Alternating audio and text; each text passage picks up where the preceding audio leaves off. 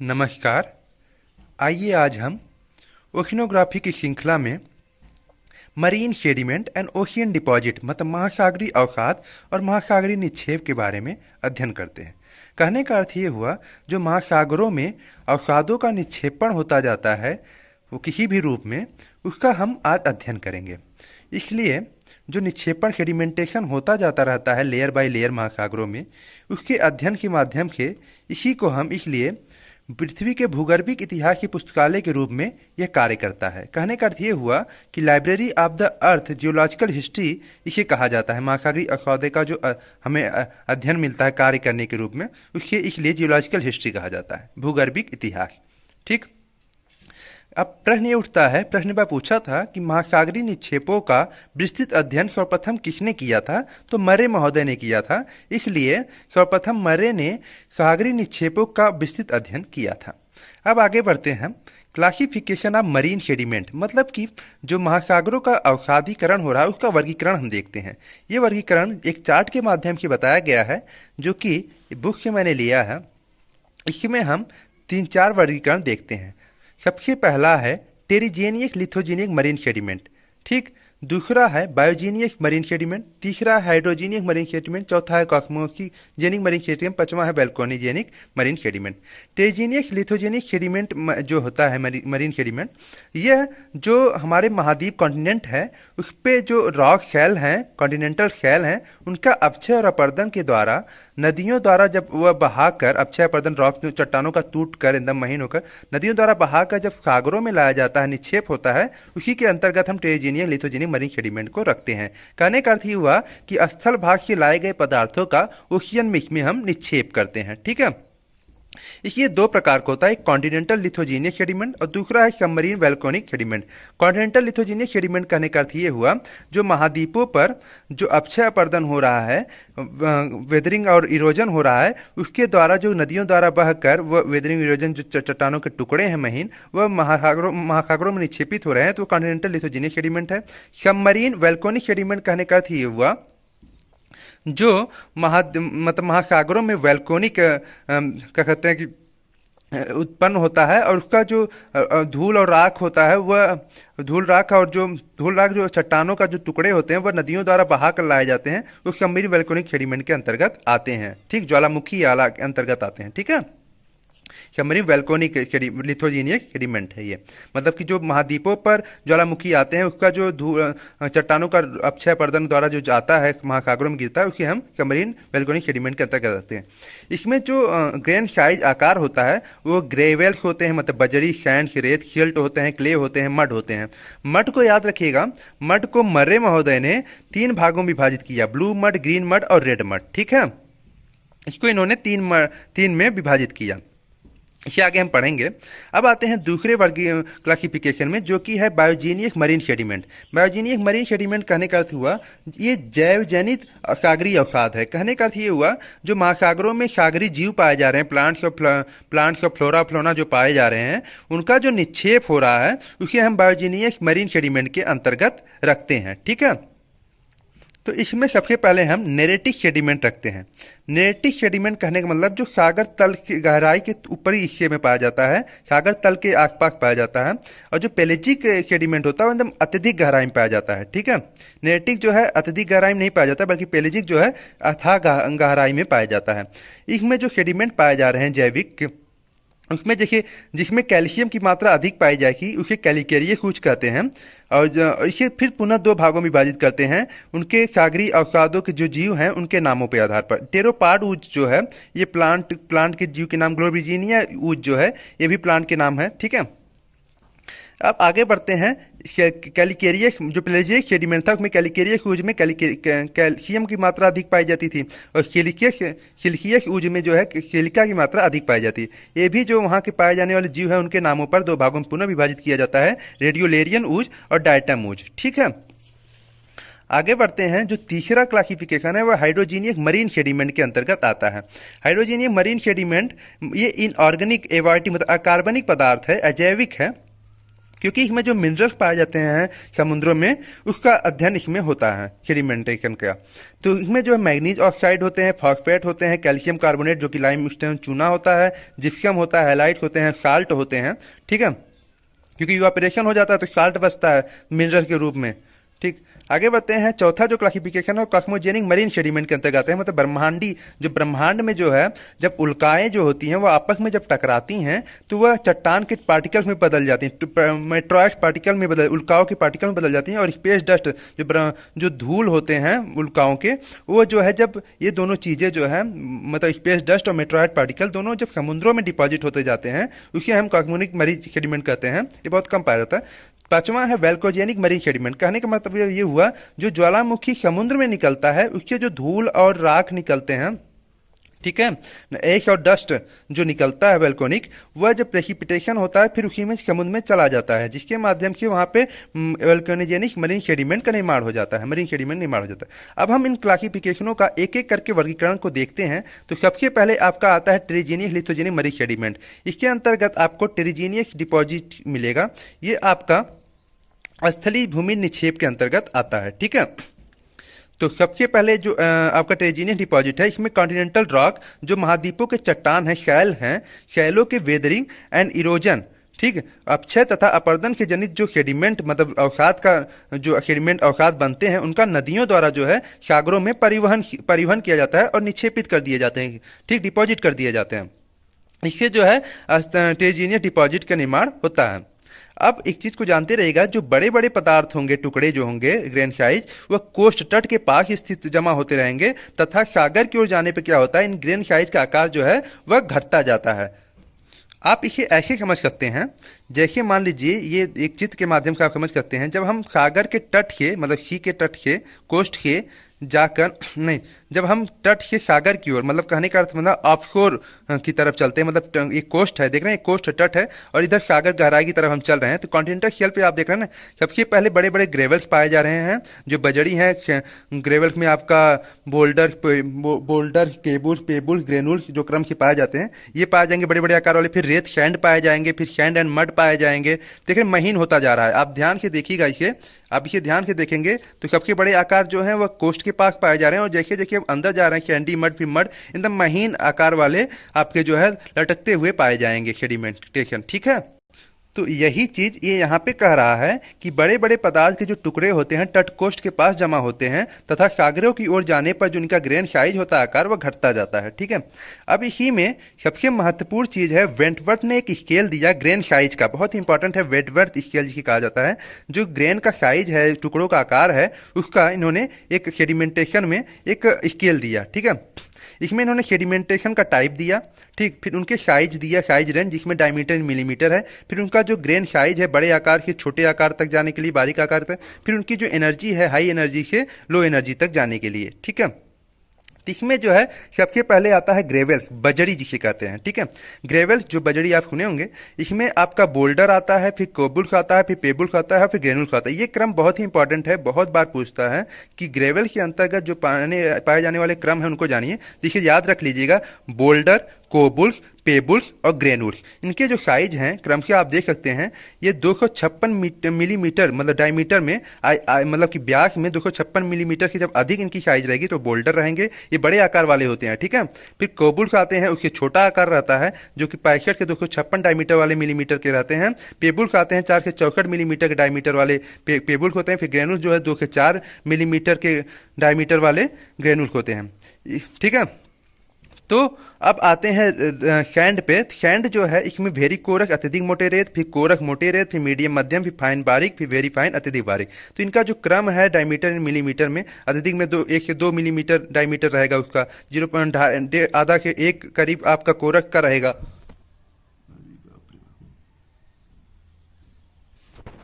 इनकी जो साइज है बहुत इंपॉर्टेंट नहीं है कि आप सैंड की साइज को याद करें, आप बस बोल्डर केबल पेबल का क्रम याद रखिएगा। इनकी साइज भी इंपॉर्टेंट है, लेकिन इनका क्रम आप याद रखेंगे तो साइज भी अपना आ जाता है।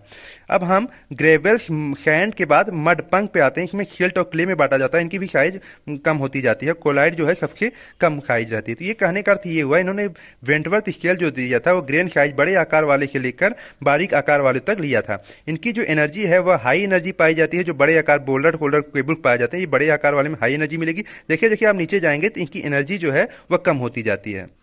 अगले पॉइंट पे हम आगे बढ़ते हैं। अगले पॉइंट में अगर हम देखें तो क्ले एंड मड मतलब मृतिका तथा जो पंक होता है, इसका जो निक्षेप डिपोजिशन होता है वह काल्म सी वाटर मतलब शांत जल में निक्षेप होता है। मतलब हिलता डुलता नहीं रहता, वो शांत जल जहाँ रहेगा वहाँ पे क्ले एंड मड का निक्षेप होता है आपका।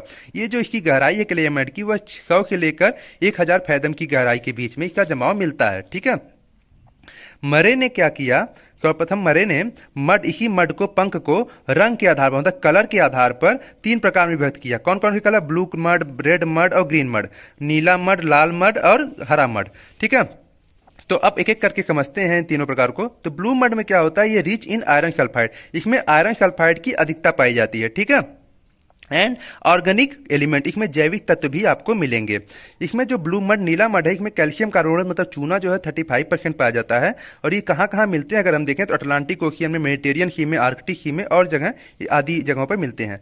दूसरा जो है वह रेड मड है, ये rich in iron oxide. Red मतलब लाल। अब लाल कलर आप समझ रहे हैं कि आयरन इसमें पाया जाएगा और ये आयरन ऑक्साइड के या FeO के ये कॉम्बिनेशन में अधिकता पाई जाती है इनकी। ठीक है। ये कैल्शियम कार्बोनेट मतलब इनका चूना का जो प्रतिशत है वह 32% है पाया जाता है। और ये जो कहाँ कहाँ पाए जाते हैं अगर हम देखें तो पीत सागर येलो सी में, ब्राजीलियन कोस्ट पर पाए जाते हैं तथा अटलांटिक ओशियन के फ्लोर तल पर पाए जाते हैं।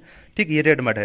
ब्लू मड, रेड मड ये खुद से उत्पन्न होते हैं। जो ग्रीन मड होता है की खासियत ये है कि जो ब्लू मड रहता है, इसी ब्लू मड का जब केमिकल वेदरिंग द्वारा कलर चेंज हो जाता है तो इसे हम ग्रीन मड कहते हैं। कहने का अर्थ ये हुआ कि जब ब्लू मड को केमिकल वेदरिंग के माध्यम से ग्रीन मड में कन्वर्ट हो जाता है, उसी को हम ग्रीन मड कहते हैं। ठीक है।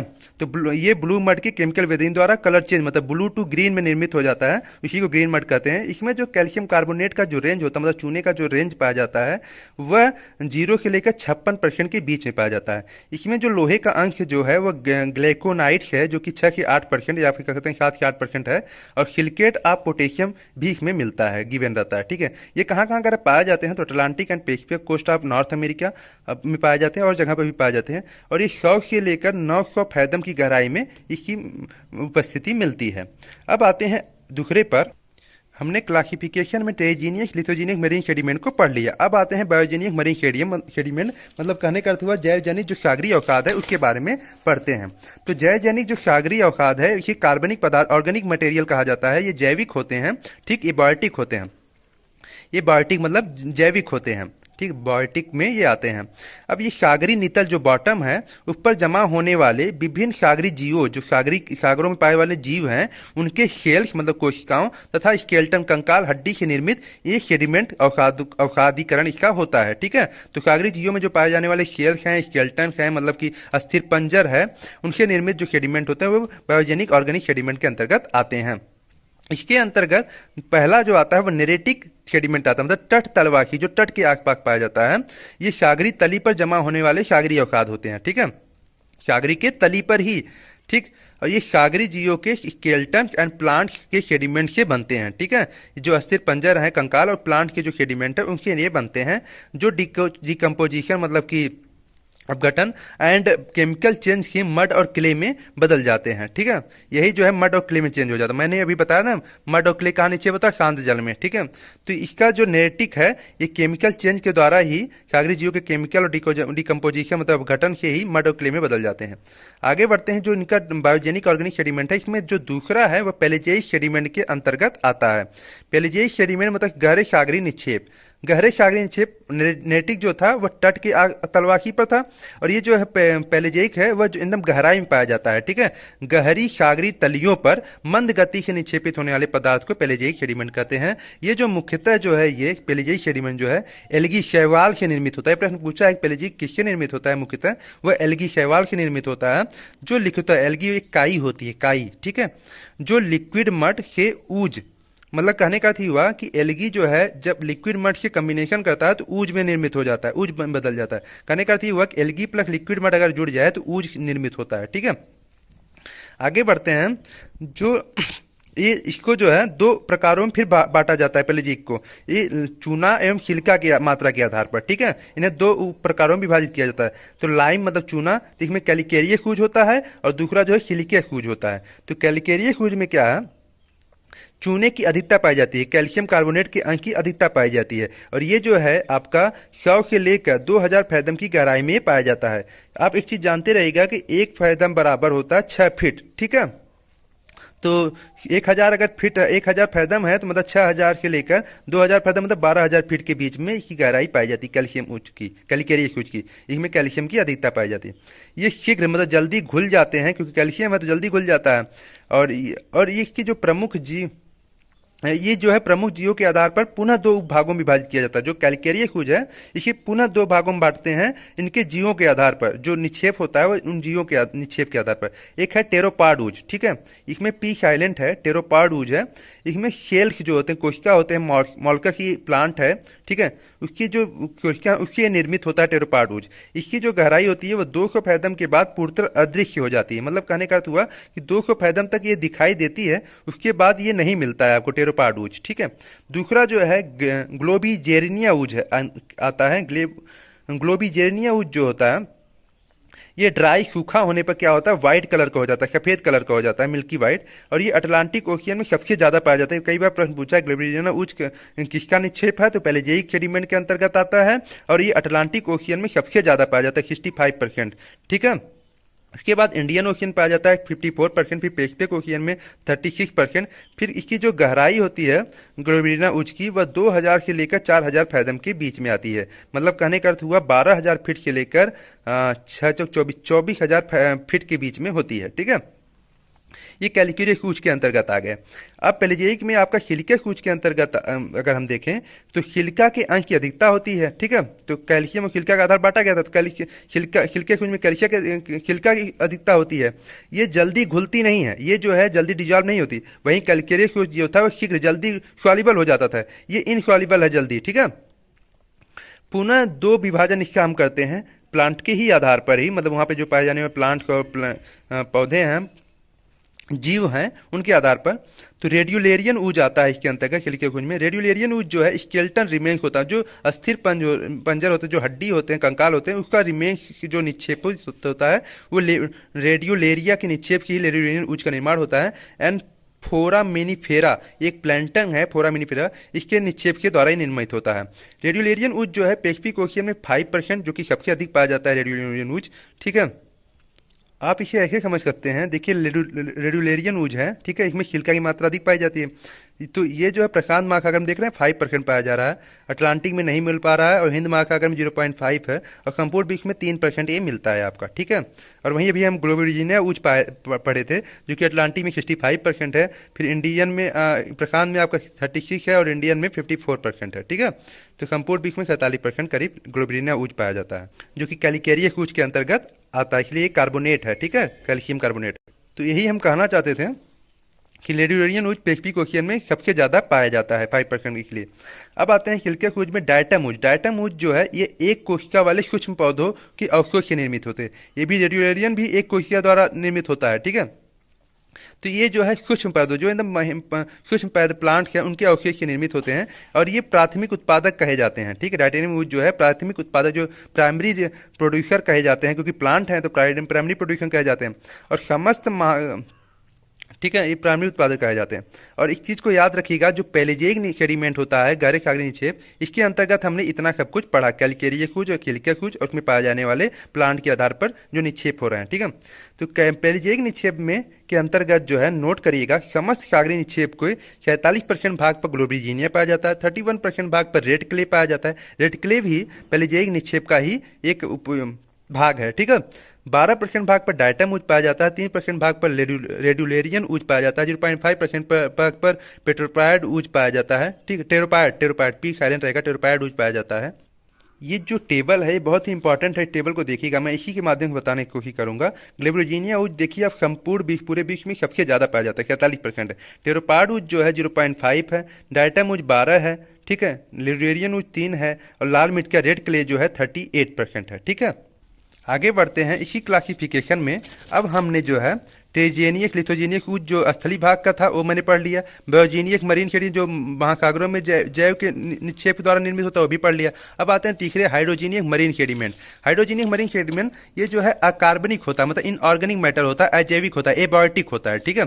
कहने का अर्थ ये हुआ और इनऑर्गेनिक मैटर के खनिज होते हैं, मिनरल्स होते हैं, ठीक है। इनऑर्गेनिक मैटर के खनिज होते हैं, जैसे आप देख सकते हैं मैग्नीज नोड्यूल्स होता है। नोड्यूल मतलब कंकर टाइप नोड्यूल्स रहते हैं इसमें, जिसमें मैग्नीज पाए जाते हैं, आयरन पाए जाते हैं, सब मेटल्स कुछ पाए जाते हैं, फॉस्फोएट पाया जाता है मिनरल के रूप में, और फिर कार्बोनेट पाया जाता है। कार्बोनेट जान ही रहे हैं लाइम स्टोन के तहत आएगा, चूने के तहत, ठीक। दैट इज एरेगोनाइट आता है, कैल्शियाइट आता है, कैल्शियाइट आता है। अन्य मेटल सल्फाइड्स आते हैं, जैसे आयरन हो गया, कॉपर हो गया, अन्य हो गए, ठीक है। फिर उसके बाद इयोपराइट आता है। इयोपराइट कहने का अर्थ ये हुआ जब वहाँ पे जो इवापोरेशन हो जाता है तो वाष्पीकरण होने की वजह से पानी चला जाता है तो साल्ट बचता है। तो इयोपराइट कहने का मतलब जिसमें साल्ट की मिनरल्स अधिक पाया जाते हैं, तो इयोपराइट बचता है, जिप्सम पाया जाता है और कैल्साइट पाया जाता है, ठीक है। तो इन सबके मिनरल के निक्षेप द्वारा ही हाइड्रोजेनिक मरीन सेडिमेंट कहलाता है। तीसरे के बाद चौथे पे आते हैं कास्मोजेनिक सोर्स, ठीक है। हमने बीच में ऐसे ही लिख दिया, ये बीच वाला लास्ट में रहना चाहिए था। कास्मोजेनिक सोर्स के अंतर्गत अगर हम देखें तो ब्रह्मांड जनित जो स्रोत होते हैं उसमें जैसे मेट्रॉइड्स हो गया, उल्का हो गए, उनके टकराव से जो उत्पन्न होता है, जब ब्रह्मांड में जब उल्काएं आपस में टकराती हैं तो उससे उत्पन्न जो सेडिमेंट अवसाद होते हैं और डस्ट जो धूल होते हैं वह सीधे ओशियन में गिरते हैं, ठीक है, समुद्र में गिरती हैं, जिसे कॉस्मोजेनिक सोर्स के अंतर्गत रखा जाता है, ठीक है। तो डिपॉजिट होती जाती है तो कॉस्मोजेनिक सोर्स के अंतर्गत आता है। वैल्कोनिजेनिक सोर्स के अंदर क्या होता है कि जो वैल्कोनिक डस्ट और एक होते हैं, ज्वालामुखी धूल और राख निकलते हैं समुद्र में, जो वैल्कोनो निकलता है उससे निकलने वाला जो वैल्कोनिक डस्ट और धूल आपके पार्टिकल होते हैं राख के, ठीक, धूल और राख के जो पार्टिकल होते हैं वो फिर प्रेसिपिटेशन होता है, फिर उसी समुद्र में गिर जाते हैं, ओशियन में चली जाती हैं, तो वे वैल्कोनिक सोर्स हो जाते हैं, ठीक है। तो वैल्कोनिक कास्मोनिक बहुत ही कम रहता है, मिनरल भी कम रहता है, जो दो था वो बहुत ही ज़्यादा था, ठीक है। अब आते हैं कुछ महत्वपूर्ण चीज़ों पर। एक आता है रेड क्ले, बहुत बार पूछा है रेड क्ले, लाल मृतिका जिसे कहते हैं। रेड क्ले जो है ऑर्गेनिक ऑरिजिन है, प्रश्न पूछा है कि रेड क्ले क्या है, इनऑर्गेनिक है कि ऑर्गेनिक, तो ये ऑर्गेनिक ऑरिजिन है और ये पेलेजिक डिपॉजिट के अंतर्गत आता है, ठीक है। रेड क्ले जो है पेलेजिक डिपॉजिट के अंतर्गत आता है। जो अभी मैंने पेलेजिएट यहाँ नहीं पढ़ रहे थे, पेलेजिएट में मैंने बताया ना यहाँ पे कि रेड क्ले का जो भाग है वह 12% पाया जाता है पूरे विश्व में, ठीक है। तो ये रेड क्ले जो है पेलेजिक डिपॉजिट के अंतर्गत आता है। अब रेड क्ले के आगे अगर हम देखें इसकी कहानियों के बारे में, तो रेड क्ले जो है largest area of the deep sea deposit, मतलब ये गहरे सागरी जमाव में सबसे अधिक क्षेत्रों में पाया जाता है। इस चीज़ को जानते रहे, पूछा है प्रश्न कि रेड क्ले सबसे गहराई में पाया जाता है, तो हाँ ये पाया जाता है। इसकी जो गहराई है वो 2700 फैदम से अधिक गहराई में भी मिलती है, ठीक है। आप इसे समझ सकते हैं, देखिए मैंने लिखा है अगाध, अगाध मतलब एकदम गहरी, गहरी सागरी जमाव में सबसे अधिक क्षेत्रों में पाई जाती है, ठीक है। और एक प्रश्न ये भी बनता है कि प्रायः सभी सागरों में गहनतम भागों मतलब गहराई में लाल मृतिका पाई जाती है, ठीक है। इस चीज़ को जानते रहिएगा। इसकी जो गहराई 700 फैदम से अधिक गहरे भागों में ये पाई जाती है। एक बार प्रश्न पूछा था कि रेड क्ले जो है सबसे ज्यादा किस ओशियन पाया जाता है, तो पैसिफिक ओशियन में रेड क्ले की मात्रा 49% पाया जाता है। इस चीज ग्राफ को देखिए, ये इतना एरिया जो है पैसिफिक एरिया के रेड क्ले में पाया जा रहा है, ठीक है। उसी प्रकार से एक प्रश्न ये भी आया था, इस चीज को भी जानते रहेगा, जो अटलांटिक ओशियन है अंध महासागर, अटलांटिक ओशियन में ग्लोबरीजीनिया ऊज जो है वो 65% जो मैंने अभी बताया था, ये सबसे ज्यादा, आप देखिए ये वाला देखिए, ये वाला हिस्सा, ये देखिए बीच बीच में, ये सबसे ज्यादा ग्लोबरीजीनिया जो है अटलांटिक ओशियन में पाया जाता है। अब आते हैं रेड क्ले पे। तो रेड क्ले मैंने बताया ना largest area of the deep sea deposit, मतलब गहरे सागरी जमाव में ये सबसे अधिक क्षेत्रों में पाया जाता है और इसकी गहराई जो है आपकी 2700 फैदम की अधिक गहराई में भी ये मिलता है। आगे बढ़ते हैं, इसमें जो है सिलिकेट ऑफ एल्युमिनिया जो है, मतलब सिलिकेट ऑफ एल्युमिनिया 85% पाया जाता है, ऑक्साइड ऑफ आयरन जो है 6.7 पाया जाता है, और सिलिशियस ऑरिजिन जो है, ऑरिजिन मतलब जो सिलिका के जो जीव पाए जाते हैं वो 2% के करीब इनमें रेड क्ले पे रहते हैं, ठीक है। ये कहाँ कहाँ अगर पाया जाता है, तो ये पाया जाता है 40 डिग्री नॉर्थ से लेकर 40 डिग्री साउथ अटलांटिक ओशियन के बीच में, ठीक है। 40 डिग्री नॉर्थ साउथ के बीच में अटलांटिक ओशियन में, ठीक है। ये पूर्वी हिंद महासागर में भी पाया जाता है, नॉर्थ पैसिफिक ओशियन में भी पाया जाता है, ठीक है। पूर्वी हिंद महासागर, उत्तरी प्रशांत महासागर में पाया जाता है। रेड क्ले की अभी मैंने बताया ना, पैसिफिक ओशियन में सबसे ज्यादा पाया जाता है 49%, उसके बाद अटलांटिक ओशियन में 26%, फिर इंडियन ओशियन में 25%, ठीक है। आगे बढ़ते हैं, टेरिजीनियस डिपॉजिट को देखते हैं। टेरिजीनियस डिपॉजिट कहने का अर्थ हुआ, जो मैंने अभी पढ़ा था नहीं इसमें, इसमें आप टेरिजीनियस लिथोजेनिक मरीन सेडिमेंट पाए थे। इसी टेरिजीनियस डिपॉजिट में 3 भागों में इसे भी बांटा जाता है, इस चीज़ को याद रखिएगा। एक गहराई के आधार पर, टेरिजीनियस डिपॉजिट को गहराई के आधार पर इसे 3 प्रकारों में विभक्त कर सकते हैं। एक लिटोरल डिपॉजिट होता है, जो कि coastal, near the coastal margin, मतलब कोस्टल मार्जिन के नज़दीक होता है, और ये उच्च ज्वार और निम्न ज्वार के बीच पाया जाता है। ठीक है, इसकी जो गहराई होती है 100 फैदम या फिर क्या कहते हैं 600 फीट, क्योंकि 1 फैदम बराबर 6 फीट होता है। ठीक, गहराई तक पाया जाता है। शैलो डिपॉजिट होता है, जो छिछले सागरी डिपॉजिट होते हैं। इसमें इसकी जो बिटवीन, ये जो लो टाइड और 100 फैदम के बीच में ये पाया जाता है शैलो डिपॉजिट। ठीक है, ये जो है 100 फैदम के निम्न ज्वार तल के बीच में पाया जाता है। ऐसे भी कहते हैं between low tide water and 100 fathom. ठीक है, या फिर इसे कह सकते हैं 100 फैदम के निम्न ज्वार के तल के बीच में। ठीक है, डीप वाटर डिपॉजिट जो था, मतलब गहरे एकदम सागरी डिपॉजिट जो है, वो below the depth of 100 fathom, मतलब 100 फैदम, ये बात चल रही थी।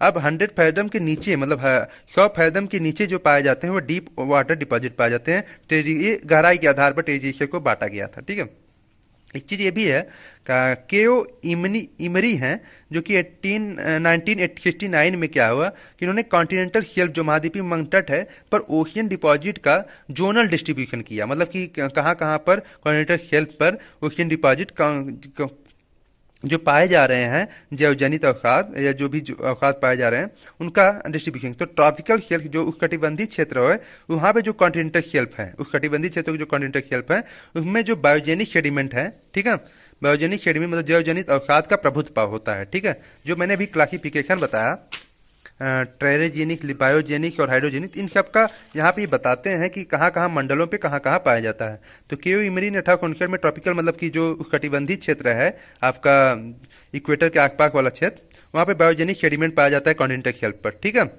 प्रभुत्व मिलता है। वहीं टेम्परेट जो जोन है, जो आपका मध्य अक्षांशी वाला कॉन्टिनेंटल शेल्फ का एरिया है, उसमें जो है नदियों द्वारा लाए गए भूमिज पदार्थ, मतलब टेरिजीनियस मटेरियल आपको मिलेंगे, मतलब टेरिजीनियस डिपॉजिट, स्थल भूमि निक्षेप आपको यहाँ पे मिलेंगे, अधिकता मिलती है। वहीं जो पोलर एरिया के जो कॉन्टिनेंटल शेल्फ होते हैं, वहाँ पर हिमानी सागरी अवसादों का प्रभुत्व रहता है।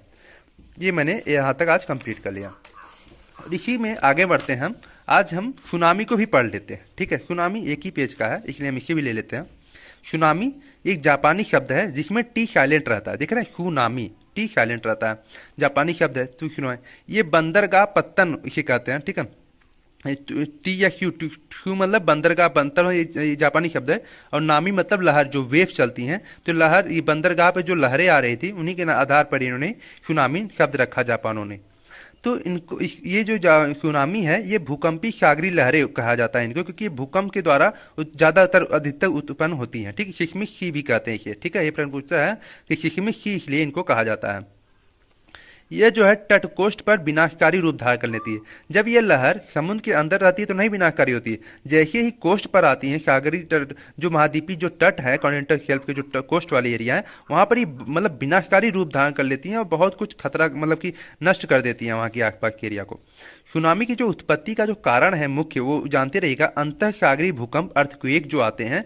और इसका जो अर्थक्वेक रहता है वो रिक्टर स्केल पर अगर 7.5, वैसे मैक्सिमम कहीं पर मैंने गूगल सर्च किया था तो 6 मैग्नीट्यूड मांग रहा है, और सविंदर सिंह की बुक पे कहीं पे 7 मैग्नीट्यूड दिया, कहीं 7.5। तो ऐसा समझिएगा 6 to 7.5 मैग्नीट्यूड के ऊपर अगर अर्थक्वेक आते हैं तो सुनामी के अंतर्गत रखे जाते हैं। ठीक है, रिक्टर स्केल पर।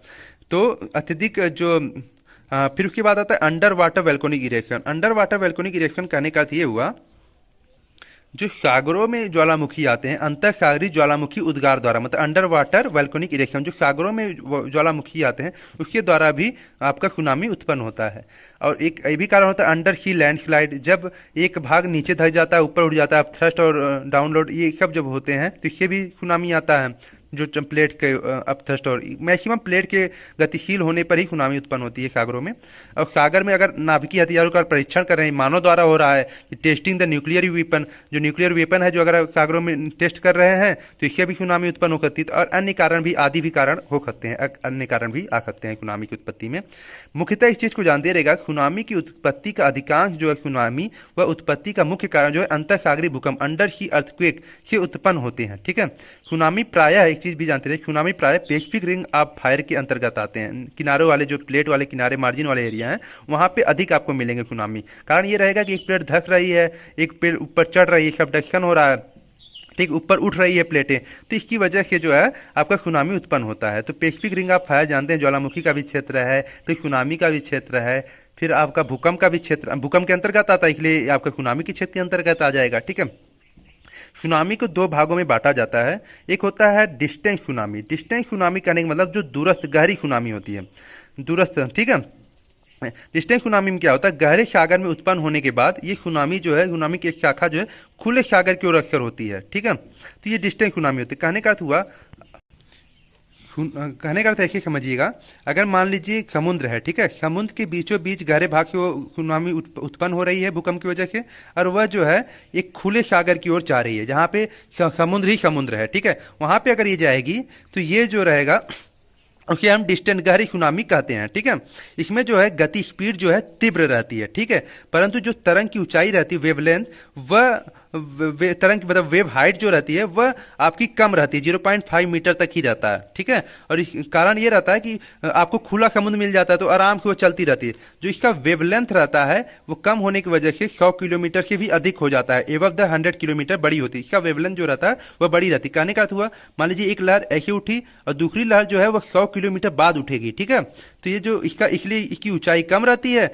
और वेवलेंथ जो रहता है आपका 100 किलोमीटर से अधिक रहता है, 200 किलोमीटर 300 किलोमीटर तक रहता है। ठीक है, दूसरा जो टाइप है वो लोकल सुनामी है।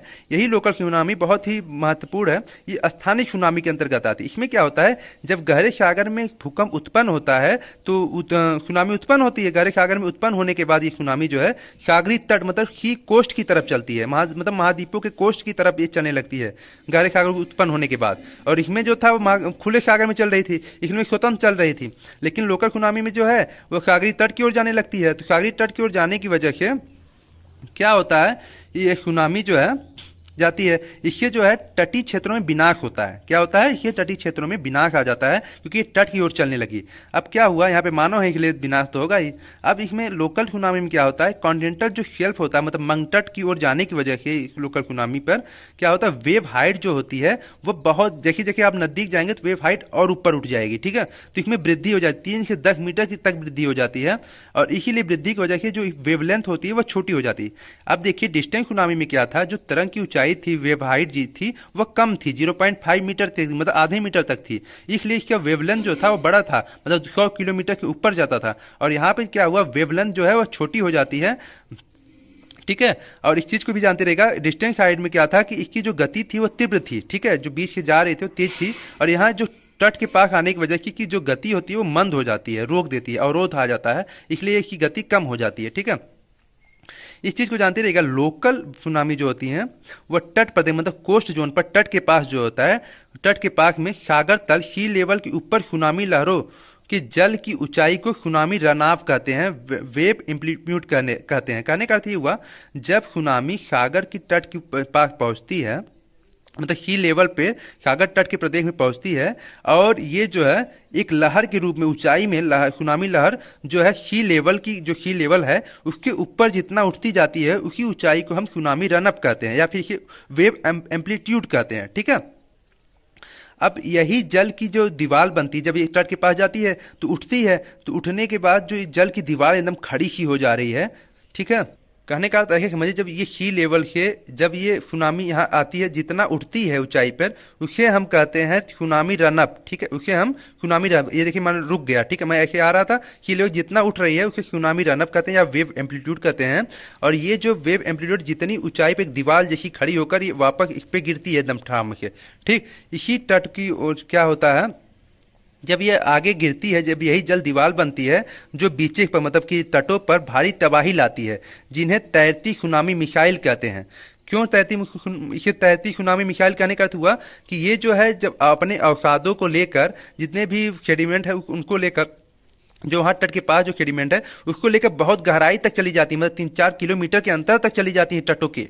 ठीक है, कोस्ट एरिया के तटों के अंदर तक प्रविष्ट हो जाती हैं, जिसकी वजह से इन्हें तैरती या सुनामी मिसाइल, तैरती मिसाइल या सुनामी मिसाइल कहते हैं। ठीक है, तो ये लोकल सुनामी की इतनी खतरनाक स्थिति हो रही है।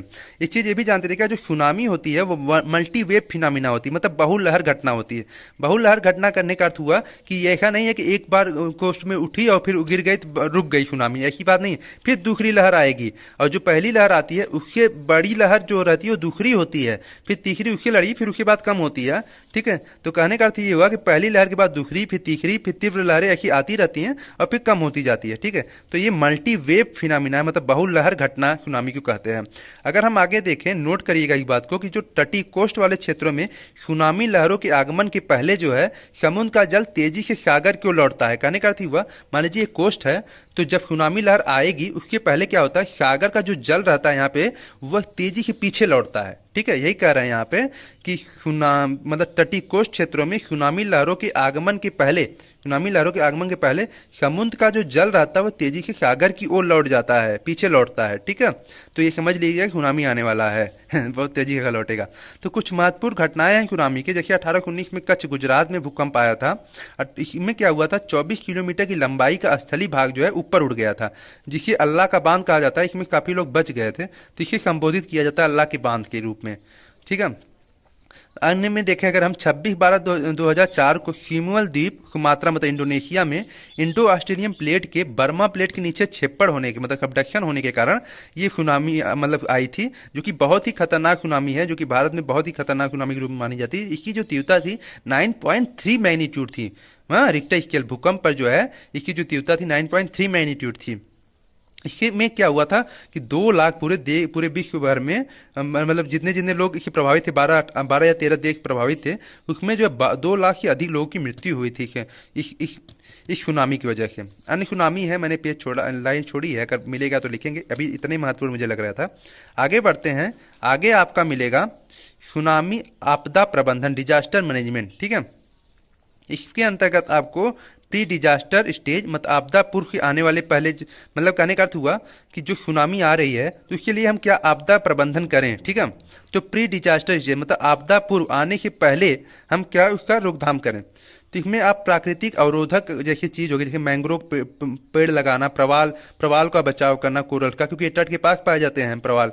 फिर कोस्टल ड्यून जो सागरी टिबे मतलब कि सागरी टिबे होते हैं उनको रखना। फिर उसके बाद सी बीचेस जो है उनको बचाए रखना। ही नहीं, सी बीच को खंड डालेंगे तो फिर कहाँ मतलब कि आपदा पूर्व आने से पहले आप क्या होता है कि मैंग्रोव हो गए, प्रवाल हो गए, ये सब जब सुनामी आती है तो उनको रोकते हैं, अवरोधक का काम करते हैं, प्राकृतिक अवरोधक इसलिए इनको कहा जाता है। तो इन लोगों का बचाव करिए, इनको खनन मत करिए, मतलब मैंग्रोव को मारिए मत, मतलब मैंग्रोव काटते मत जाइए, प्रवाल का खत्म मत करिए, कोस्टल जो ड्यून्स हैं उनको खत्म मत करिए, जो सी बीचेस है उसको आप खन रहे हैं, उसका सेडिमेंट निकालें तो उन सबका मत करिए। ठीक है, तो ये प्री डिजास्टर स्टेज है, आपदा पूर्व आने से पहले जो है हमें क्या प्रबंधन करना चाहिए। और फिर होता है पोस्ट डिजास्टर स्टेज। पोस्ट मतलब आपदोपरांत, मतलब कि जो आपदा आ चुकी है, सुनामी आ गई है, अब उसके बाद हमें क्या करना चाहिए। तो उसमें बचाव एवं राहत कार्य आता है। ठीक है, रिकवरी आता है, रिहेबिलिटेशन आता है। कहने का अर्थ हुआ कि आपदा के जो पीड़ित लोग हैं उनका रिकवरी करिए, फिर आपदा के जो विस्थापित लोग हैं उनका पुनर्वास करिए, रिहेबिलिटेशन मतलब उनका घर दिलवाने की कोशिश करिए। ठीक है, यही सब चीजें इसमें आती हैं।